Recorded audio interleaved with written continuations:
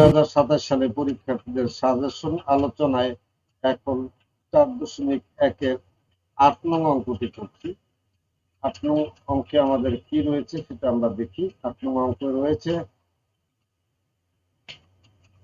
3 to the power m plus 1 divided 3 to the power m whole to the power m minus 1 divided 9 to the power m plus 1 3 to the power divide 3 to the power m minus 1 power m plus 1। এই অঙ্কটি আমরা এখন করব। এই অঙ্কটি করার জন্য আমাদের যে কাজগুলো ধাপে ধাপে করতে হবে আমি তা প্রথমে বলছি। প্রথম আমরা এই 9 কে 3 স্কয়ার করতে পারি। 3 স্কয়ার করলে স্কয়ারটা যেমন এটা পাওয়ার হবে 3 এর পাওয়ার স্কয়ার হবে, ওই 2 পাওয়ারের সাথে m plus 1 আমরা গুণ করতে পারবো। তাহলে এই কাজটা আমরা করব। এরপর সবগুলো বেস, অর্থাৎ এই যে 3টাকে বেস বলা হয়, উপরেরগুলিকে পাওয়ার বলা হয়, বেসগুলি যখন 1 হয়ে গেল, এই 9 ও 3 হয়ে গেল পাওয়ার, তখন আমরা এই পাঁচটা 3 বেস হলে ভাগের সময় পাওয়ারগুলো বিয়োগ করব, অর্থাৎ উপরে যে পাওয়ার আছে সেটা থেকে নিচের পাওয়ারটা বিয়োগ করব। এখন পাওয়ার গুণ করার আগে আমরা এই পাওয়ার গুণ করে নেব। তাহলে যেমন এটা m minus 1 m plus 1, এটাকে আমরা একটা সূত্রে ফেলতে পারি a plus b into minus b, অর্থাৎ a square minus b square, সহজেই গুণটা করে ফেলতে পারি। তো এইভাবে আমরা অঙ্কটা সামনের দিকে যাব। তোমরা দেখো আমি করছি। অঙ্কটা তো এখানে ওঠানোর দরকার নেই, আমি দ্বিতীয় লাইন থেকেই করছি। দেখো 3 টু দি পাওয়ার m আছে আমাদের, এখান থেকে করি 3 to the power m plus 1, 3 to the power m plus 1, এবং ঘরে আছে 3 টু দি পাওয়ার m, তার উপরে পাওয়ার m minus 1। এবার আমরা ভাগ চিহ্ন দিলাম। ওই 9টাকে আমি 3 স্কয়ার লিখতে পারি, কোনো সমস্যা নেই। 3 স্কয়ার লিখবো কেন?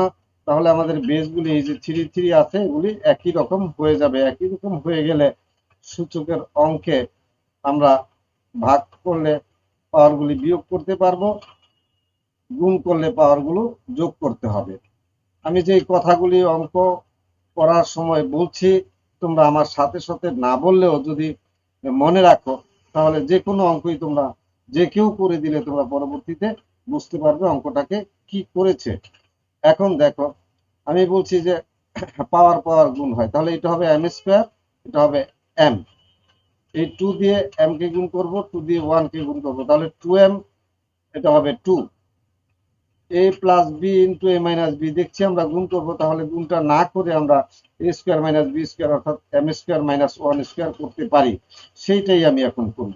দেখো কি করি, এটা এরকমই থাক m প্লাস 1, যেগুলো এটা লিখি m স্কয়ার মাইনাস m, এবং খুব ধৈর্য সহকারে করতে হবে যাতে কোনো একটা ভুল না হয়ে যায়। ভুল হয়ে গেলে অঙ্কটা ঠিক করা আবার কঠিন হয়ে যাবে তোমাদের জন্য।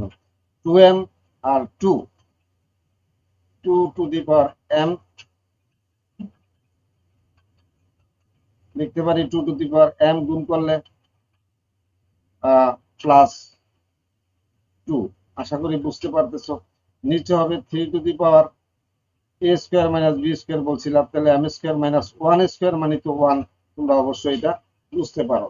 এখন আমরা যেটা করব সেটা, এই অংশটা একটা যদি ধরি, এখানে মাঝখানে ভাগ আছে, এই অংশটাকে যদি একটা ধরি, তাহলে এটা ভাগ এটা আমরা এটা করে ফেলতে পারি।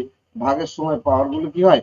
বিয়োগ হয়। তাহলে কি করতে পারি, 3 নিলাম একটা, বেসগুলি যেহেতু 1 আছে এবং এটা ভাগ আছে, এখন তাহলে m plus 1 minus m square plus m, অর্থাৎ চিহ্ন পরিবর্তন হবে যদি আমরা ভাগ করি। এটা তোমরা জানো, না জানলে এখন জানো, ঠিক আছে। এখন 3 বেস 1 পাওয়ারগুলি বিয়োগ করি, তাহলে কি হবে 2 to the power m plus 2 আছে, এটা মাইনাস m স্কয়ার হবে, এবং এই মাইনাসটা প্লাস হয়ে যাবে যেহেতু আমরা বিয়োগ করছি। আচ্ছা, এবার আমরা কি করব? এবার আমরা যে কাজটা করব সেটা হলো, আবারও তো আমরা দেখতে পাচ্ছি দুইটা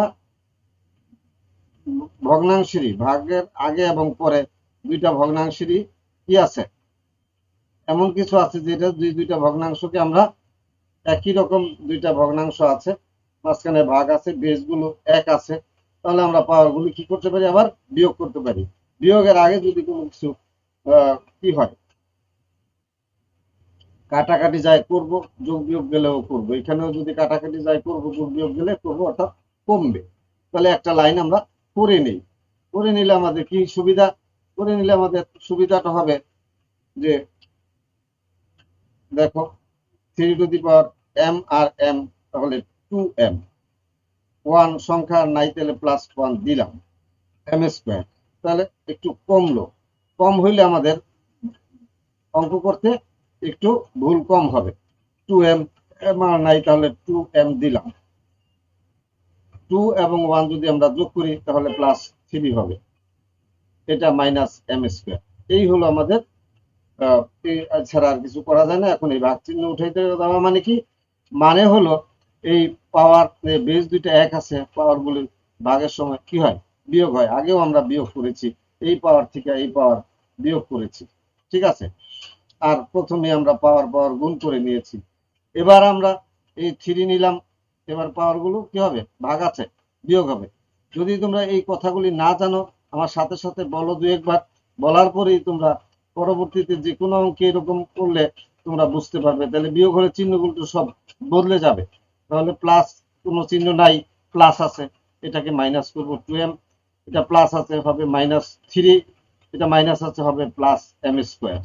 আশা করি তোমরা বুঝতে পেরেছো। এবার দেখো কোনো কাটাকাটি যায় কিনা, প্লাস মাইনাস একই রকম থাকলে আমরা কাটবো, এই m স্কয়ার এবং এই m স্কয়ার কাটাকাটি যায়, এই 2m প্লাস এই 2m মাইনাস কাটাকাটি যায়।